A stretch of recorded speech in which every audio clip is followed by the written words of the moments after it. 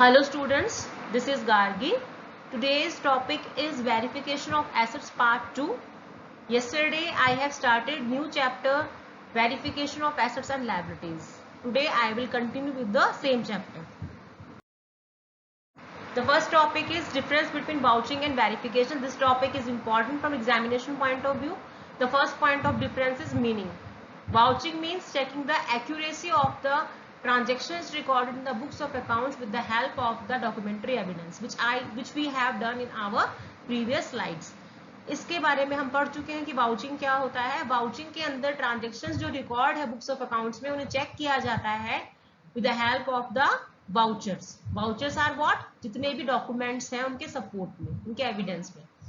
Verification is what? Verification is the process to check the validity of the assets and liabilities appearing in the balance sheet.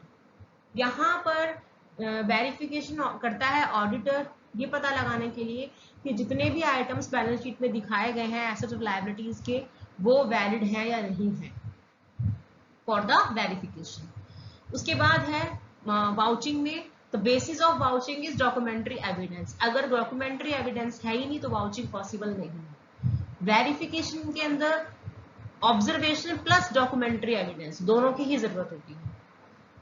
Third, vouching के अंदर items जो हैं examination के लिए जाते हैं from the income statement, from the profit and loss account. And for verification items are examined which are related to the balance sheet, all the items of the balance sheet. Vouching is carried out by audit clerks. जो auditor के under assistant होते हैं वो काम कर सकते हैं vouching का, but verification is very critical so it is to be done by the auditor himself. Time horizon. Vouching can be done before the end of the financial year at any time, but verification is done at the end of the financial year only. Objective. The objective is of vouching is to examine the correctness, completeness and validity of the transaction. But the objective of verification is what? To confirm the ownership, possession, existence, valuation and disclosure of the items appearing in the balance sheet. It means कि balance sheet में जितने भी items show किए हैं management ने, whether these are assets or liabilities, तो auditor की duty होती है कि वो वेरीफाई करे who is the owner of the asset, asset किसकी पोजीशन में है, फिजिकली एग्जिस्ट कर रहे हैं कि नहीं कर रहे हैं, उनकी वैल्यूएशन और disclosure, everything should be verified. Difference between verification and valuation. First is meaning.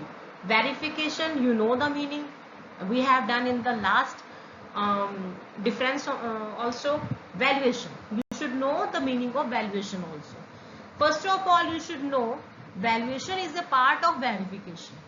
Verification का ही एक part है valuation. Clear? And valuation is what is the examination of the predetermined values of the assets by the auditor.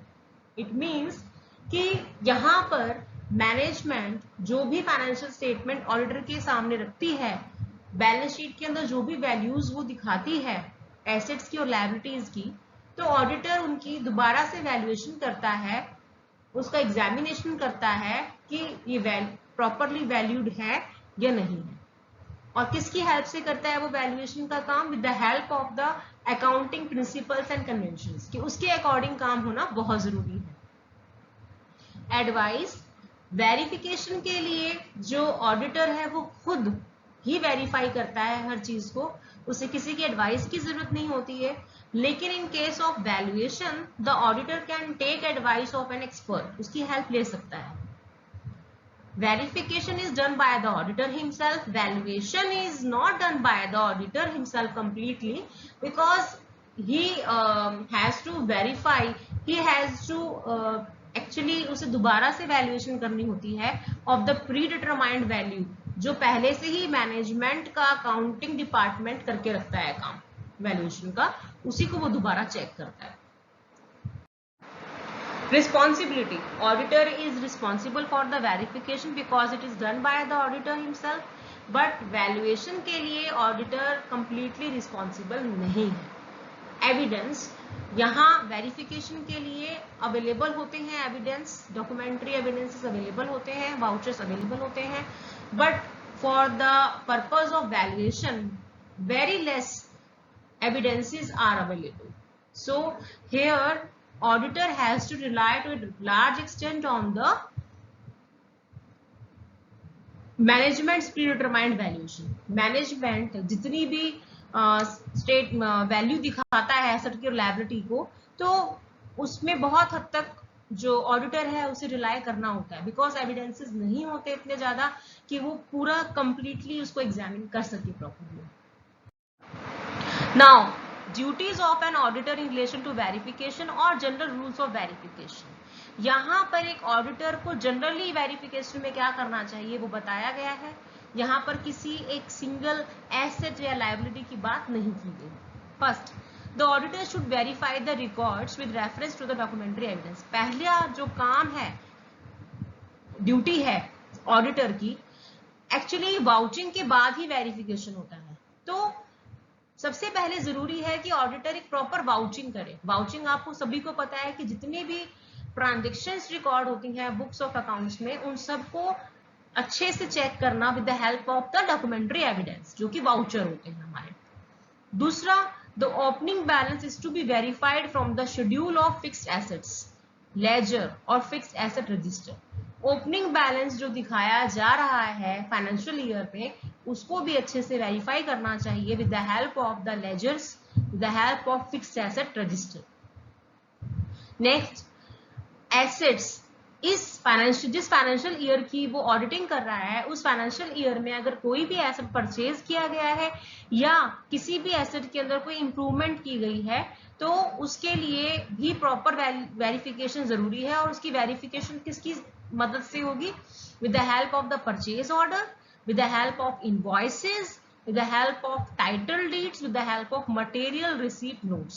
इन सब vouchers की help से ये पता चलेगा कि जो एसेट है वो सच्ची में इस ऑर्गेनाइजेशन का है या नहीं है. Next, capital assets built inside, जिन्हें कहा जाता है self constructed fixed assets. Self constructed fixed assets जो है वो ऑर्गेनाइजेशन बनवाती है, उसके लिए कॉन्ट्रैक्टर को हायर किया जाता है, उसके साथ प्रॉपर एक कॉन्ट्रैक्ट होता है, उसकी बिलिंग भी होती है, उसके एक्सपेंसेस भी होते हैं. तो उन सब के जो रिकॉर्ड होते हैं उनको वेरीफाई करना चाहिए. उसके अलावा अगर कोई कैपिटल वर्क इन प्रोग्रेस है, कैपिटल वर्क इन प्रोग्रेस क्या होता है कि जो कैपिटल एसेट अभी बन रहा है, अभी वो कंप्लीट नहीं हुआ है, तो उससे रिलेटेड जितने भी एक्सपेंसेस हैं वो सारे इसके अंदर डाले जाते हैं. और इससे रिलेटेड जितने भी रिकॉर्ड हैं, वर्क ऑर्डर रिकॉर्ड, उनको भी चेक करना चाहिए ऑडिटर को. For fixed assets fully depreciated during the year of acquisition. For example, अगर कोई फिक्स्ड एसेट है और वो फुली डेप्रिसिएटेड है और फाइनेंशियल ईयर में उसका डेप्रिसिएशन मतलब पूरा लग चुका है उसके ऊपर, अब वो फुली डेप्रिसिएटेड फिक्स्ड एसेट है, तो उससे रिलेटेड जो भी फिक्स्ड एसेट रजिस्टर है उसको प्रॉपरली एग्जामिन करना होगा. किसको? ऑडिटर को. नेक्स्ट, अगर कोई fixed asset registered fixed asset है ऑर्गेनाइजेशन का, तो उससे रिलेटेड ऑडिटर को क्या क्या चेक करना होगा? ऑथराइजेशन की किसका है, वो क्लियर अथॉरिटी है ऑर्गेनाइजेशन के पास एसेट को लेकर. उसके बाद अगर इसकी सेल हुई है तो कोटेशंस वगैरह देखना. उसके बाद अगर कोई एडजस्टमेंट हुई है एसेट में, उससे रिलेटेड अकाउंट्स को चेक करना. अगर कोई सेल से जो पैसा मिला है उसके बारे में चेक करना सारे अकाउंट्स को. उसके बाद उस सेल पर लॉस हुआ है या गेन हुआ है, उससे रिलेटेड जितनी भी एडजस्टमेंट है उसको भी चेक करना.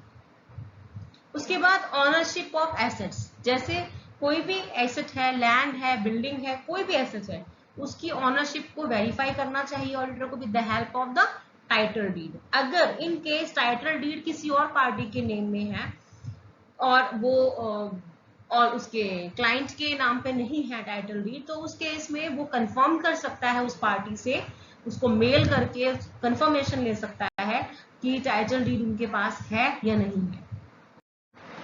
Now the last is physical verification. वैसे तो फिजिकल वेरिफिकेशन जो है एक मैनेजमेंट की खुद की रिस्पॉन्सिबिलिटी होती है, उन्हें एक रेगुलर इंटरवल्स पर फिजिकली वेरीफाई करना चाहिए कि जो एसेट्स है वो सही से एग्जिस्ट कर रहे हैं, सही से वर्किंग कर रहे हैं कि नहीं कर रहे हैं ऑर्गेनाइजेशन में। उसके लिए वो प्रॉपर ऑफिसर्स को भी अपॉइंट करता है, एम्प्लॉयज को भी अपॉइंट करता है मैनेजमेंट, जो सिर्फ फिजिकल वेरिफिकेशन का काम देखते हैं, अच्छे से देखते हैं, पूरी वेरीफाई करते हैं फिजिकली। उसके लिए बहुत जरूरी है कि जो फिजिकल वेरिफिकेशन का काम करे पर्सन, वो उस काम के लिए कंपिटेंट होना जरूरी है, तभी वो फिजिकल वेरिफिकेशन का काम अच्छे से करेगा। इन केस अगर ऑडिटर को लगता है कि फिजिकल वेरिफिकेशन का काम सही से नहीं है, वर्किंग पेपर जो उससे रिलेटेड दिखाए जा रहे हैं ऑडिटर को वो सही नहीं है, तो उस केस में वो खुद भी वेरीफाई कर सकता है, फिजिकल वेरिफिकेशन कर सकता है वो एसेट्स की। इन दैट केस अगर उसको कुछ डाउटफुल लग रहा है। तो बेटा आज का हमारा लेक्चर यहीं पर ही एंड होता है। Tomorrow we will continue with the same chapter with more topics. Thank you.